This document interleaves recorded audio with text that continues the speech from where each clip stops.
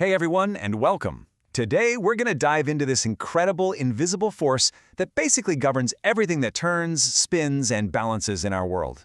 It's called torque. And to really get it, we're going to solve a simple playground puzzle that shows you exactly how it works. So, how do we get a handle on this? Well, let's start with a question you've probably wondered about before. How on earth can a 100-kilogram adult perfectly balance a 50-kilogram child on a seesaw? I mean, it seems like it should be impossible, right? But the answer isn't magic, it's just pure physics. You see, the real secret here isn't just about weight or who's heavier. It's all about a concept called torque. And by the end of this, you're not only going to understand how they do it, but you'll be able to calculate exactly where each of them needs to sit. It's pretty cool. Okay, so here's our game plan. We'll start with that seesaw puzzle, then we'll break down what torque actually is. After that, we'll go over the rules of balance, solve the puzzle step by step, and then finish up with some must-know tips for exam day. All right, first up, the seesaw puzzle. Let's really dig into the details of the problem we're trying to solve here. So at the very heart of this puzzle, you've got these two totally unequal forces. I mean, a heavy adult on one side, a light kid on the other.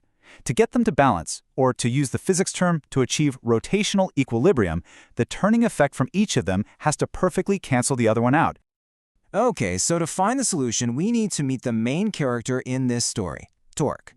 So what is it? Put really simply, think of it like this.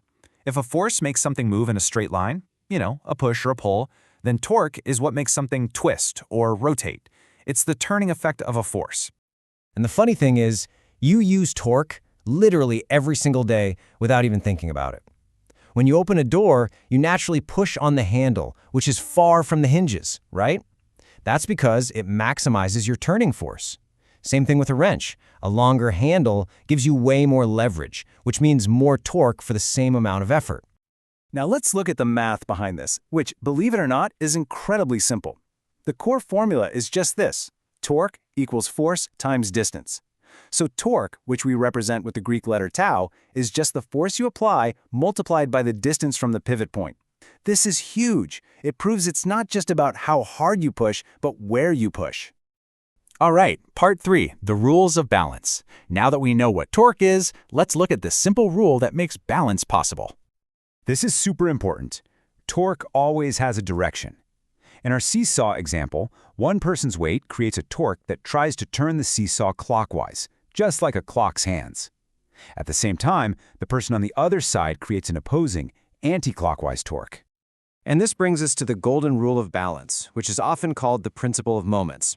It just says that for an object to be perfectly balanced, meaning it's not turning at all, the total clockwise torques must perfectly equal the total anti-clockwise torques.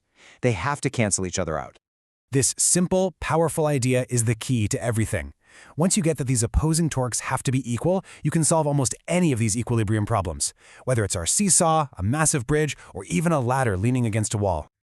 Okay, it is time for the aha moment. Let's apply everything we've just learned and finally solve our seesaw puzzle. We're going to use a systematic 4-step approach that works every single time. First, you identify the pivot. Second, you identify all the forces and which direction they're turning. Third, you set the total clockwise torque equal to the total anti-clockwise torque. And finally, you just solve for whatever number you're missing. Okay, let's plug in the numbers. We'll use 10 for gravity to keep things simple. So our 100-kilo adult is pushing down with a force of about 1,000 newtons. Let's say they sit 1 meter from the pivot. That gives us a clockwise torque of 1,000 newton meters. Now the 50-kilo child has a force of 500 newtons, but their distance, well, that's our big question mark. And we know their torque is going to be anti-clockwise. Now we just apply our golden rule. The clockwise torque has to equal the anti-clockwise torque. So 1,000 newtons times 1 meter on one side must equal 500 newtons times our unknown distance, d, on the other side. A little bit of simple algebra later, and boom, we have our answer. D equals 2 meters. To balance perfectly, the 50-kilogram child has to sit twice as far from the center as the 100-kilogram adult. It's not just about weight, it's that perfect combination of weight and distance. Okay, last section. For all you students watching, let's wrap up with a few common traps to avoid on exam day so you can make sure you get those top marks. The key here is just to be meticulous. Seriously, I see these mistakes all the time. Always measure your distances from the pivot. Don't forget that the beam of the seesaw has its own weight, which usually acts right at its center. And please, be sure to clearly label your directions, clockwise versus anti-clockwise. Getting these little details right is absolutely crucial. So, as we've seen, torque isn't just some random concept in a physics textbook. It's the fundamental principle that keeps bridges standing, lets cranes lift crazy loads, and even helps your own body stay balanced. Now that you understand the physics of turning, what unseen forces will you start to notice in the world around you?